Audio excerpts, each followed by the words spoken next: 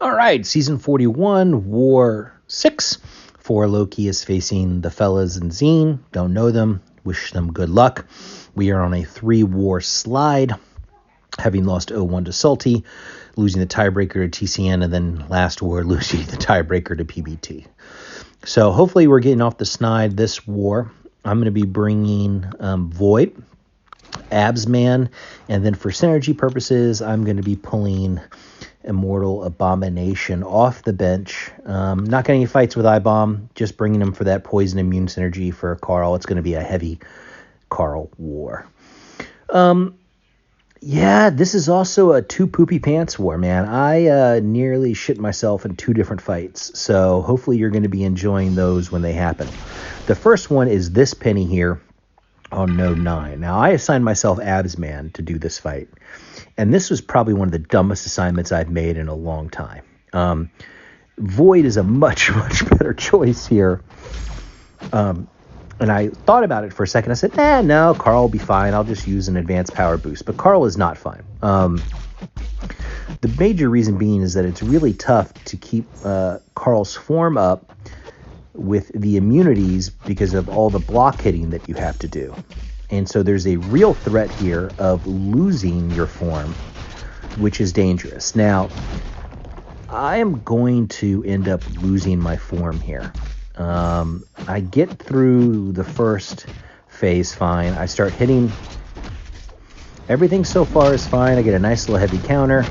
I'm a little late on my hitting the special, so I don't go heavy counter into the special. Instead, it's just thrown afterwards. But, you know, that's life. It's here where I start having problems. Because I am trying to hit Peni, just to trigger the immunities, like right there, when I should be trying to get down the shield. And if she gets super passive, I'm going to end up losing my form.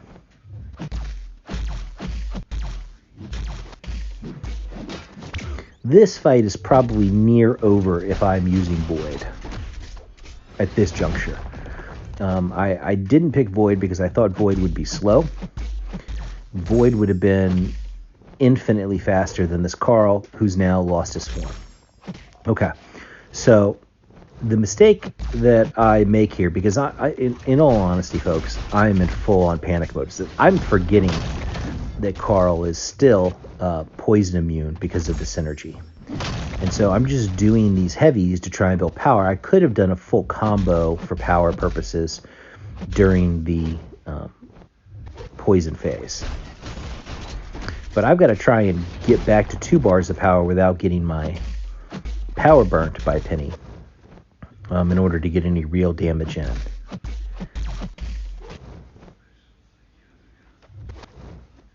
Ugh. I did this fight while on a call with PWF, and I was just cursing the entire time about how stupid I was for doing this nonsense when it was obvious what I should have done. Oh, man. Just so dumb. Like, I should have attacked right then and there while the poison was up. Oh, God. Oh, now I'm going to take a nice combo to the face. Oh, yeah. Good job.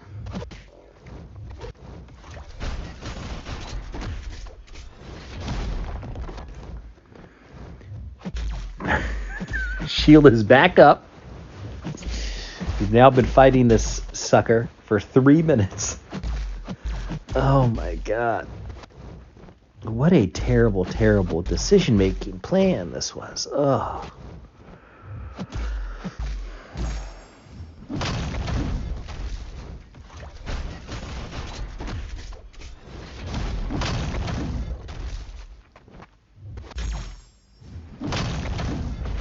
I can't believe I survived this fight. This was one of the dumbest things I've done in a long time. All right, so burn through a bunch of units and potions, heal up Absman, and now let's go do Longshot on node 18. I have an invul boost for this fight just because it's Longshot, but this is not a particularly challenging fight. There's no real threat of losing the form like against Peni, so we can just speed it up and just watch me sort of beat Longshot to death. One of the added benefits of Carl's kit is his reduction on the indestructible timer that comes from the node. So don't really even need to worry about playing around it. We can just go ham and kick Longshot's butt. All right, moving on. Now we have Thing on node 21. I debate this. After my Peni experience, I'm like, should I switch to Void for this fight? And I'm still on call with PWF while I'm making this decision, and he and I decided no, Absman will be fine, because even if I trigger the unstoppable buff, the timer will be reduced, and so I should be perfectly fine. And Absman is perfectly fine for this fight. This is not a particularly challenging fight for him. It just takes a while. Thing is a tank. And when you have class disadvantage, it's just going to take a while. So build to 15 rock stacks, bait the special, which is super easy to do because of power efficiency. It's not a particularly great node for Thing, in my opinion, because of the power efficiency. It just makes an attacker's job a lot easier because Thing is always essentially going to have a bar power, so you don't have to manage his power. You just have to count his rock stacks. So that does make the fight a lot easier because he's always gonna, just need a beta special when he's at 15.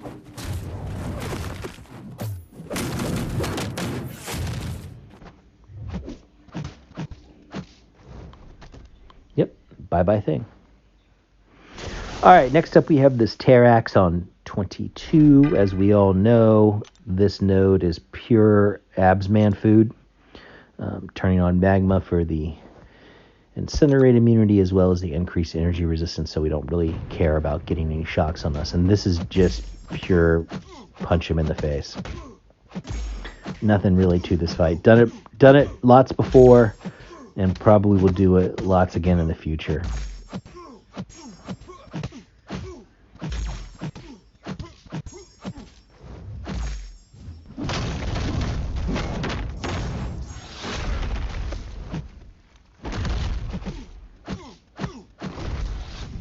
All right, moving on. Next up is a fight that I have not done before, but in theory, this should be super easy. It's ManThing on 26. The Conflictor, Hazard Shift, Bleed, Shock, put on the Uru for the dual immunities. And then because I already have the I-Bomb synergy, I'm also going to be Poison immune as well. So this should be a very, very straightforward fight with Carl. Just staying in Uru form the entire time and baiting special twos.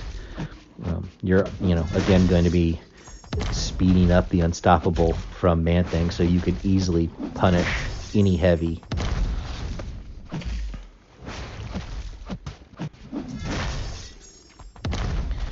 I thought this fight would go pretty easily, and it went even better than I had hoped for, which is great. I needed a few easy fights this war, because between the Peni fight and one I have coming up next, I did myself absolutely no favors. All right, next up is we have a Mystic Spider-Man on 35. This is the one I open node, going in Uru form. Mystic Spidey here is... Mystic Spidey on any node where you can parry him is a lot easier to fight, because you could just parry one hit medium, boom, trigger the invisibility, and then just wait it out, which is what I do here. I'm not going to parry him again to get a combo because of the one I open node, so I have to just wait for the heavy and bait it out. And I'm getting a lot of damage in very early on in this fight. And then he starts throwing special twos. This is where he can get really burst damaging because of that.